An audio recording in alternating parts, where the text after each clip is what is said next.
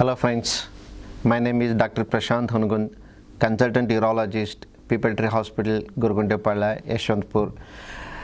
Here, Know Your Health series. Today, I am going to talk all about the kidney stones, how the stones are formed, what are the types of the stones, what to do when you develop a stone, what are the symptoms of the stone, and what are the different modalities of the treatment available for the stone disease. Here in our hospital, any size of the stone anywhere in the kidney, we are treating without any operation through a minimal invasive or laser technique.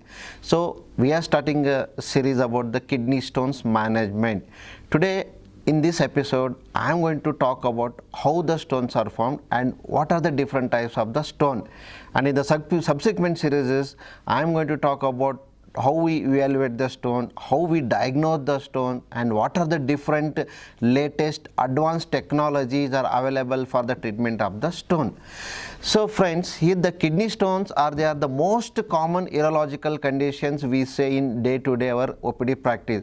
Almost about 70% of the patients who come to our OPDs are having stones.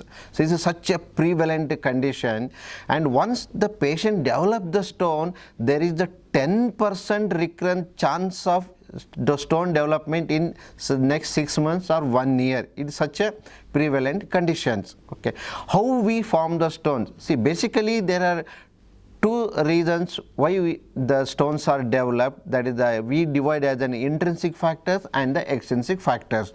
The intrinsic factors are such as the patient's age, patient's sex, and its metabolic conditions, and the family history, or is suffering from any other diseases like that.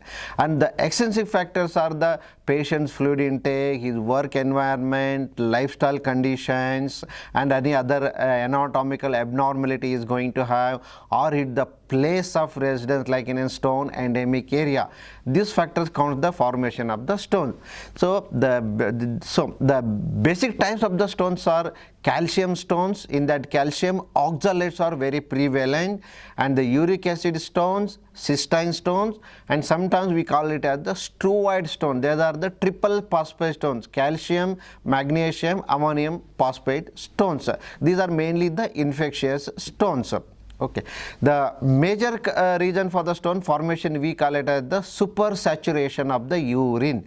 What is the supersaturation of the urine mean? Here we all know the urine contains many solids like calcium, oxalates, uric acid, and other crystals, which gets saturated in the urine sample, and these salts gets deposited in the kidney and leads to the stone formation.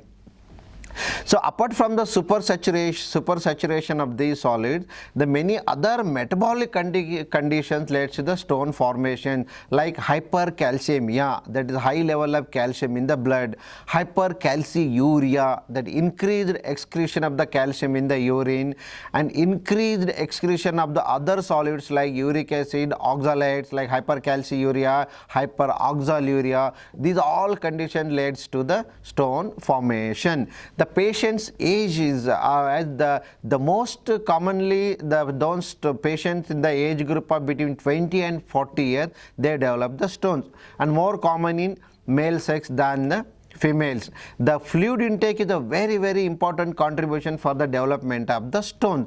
Like we suggest the patient, the color of the urine should be like the water you drink. That's crystal clear. If the patient gets dehydrated, if he is working in a very hot environment condition, the fluid intake is low, the urine color will become either reddish, or color will be pinkish, yellow color, high colored urine. These patients have more tendency for the development of the stones because of the supersaturation of the urine. So the fluid intake is a very, very important contribution factor for the development of the stones. Whereas some patients who are deciding in a stone endemic area, that's majority of the patients will have a stone formation, and other familial or other hereditary conditions like cystine metabolism or renal tubular acidosis, they do have the tendency of formation of the stone, and this condition runs in the families. In this condition, the entire family members will develop the stone formation. So basically the types of the stones are calcium stones, uric acid stones, and steroids on the triple phosphate stone. So the formation of the stone divided, as I told you, the intrinsic factors and extrinsic factors. The diet of the patients who are suffering, who are consuming the high animal proteins are tend to produce more of oxalates in the body, and they will have a hyperoxaluria, and they tend to develop a calcium oxalate stones. And the patients with high animal proteins, these are some of the dietary factors for the stone formation. So there are many factors which leads to the stone formation.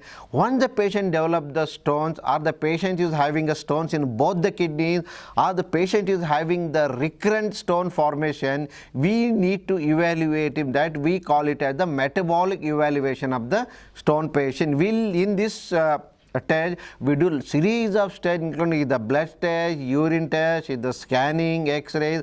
All these will give us the clue why the patient is developing the stone and what are his problems. So these are the different types of stones, how the stones are formed and conditions.